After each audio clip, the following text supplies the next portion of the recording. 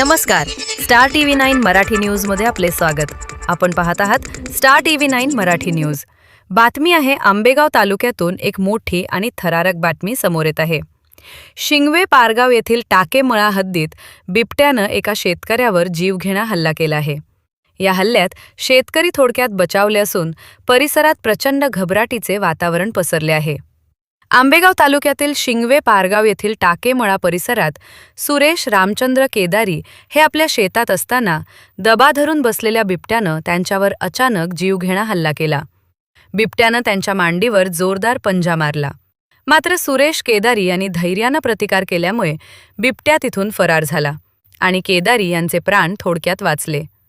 या घटनेची माहिती मिळताच सामाजिक कार्यात नेहमी अग्रेसर असणारे साहिल राजू धोबळे यांनी तातडीनं घटनास्थळी धाव घेतली आणि जखमी सुरेश केदारी यांना उपचारासाठी मंचर येथील ग्रामीण रुग्णालयात दाखल केले. सध्या त्यांच्यावर रुग्णालयात उपचार सुरू आहेत. घटनेची माहिती मिळताच वनाधिकारी भोसले यांनी मंचर ग्रामीण रुग्णालयात जाऊन जखमी सुरेश केदारी यांच्या तब्येतीची चौकशी केली. या भागातील बिबट्याचा वावर वाढल्याने नागरिकांमध्ये भीतीचे सावट असून वन विभागाने या परिसरात तात्काळ पिंजरा लावावा अशी मागणी ग्रामस्थांकडून आणि साहिल ढोबळे यांच्याकडून केली जात आहे.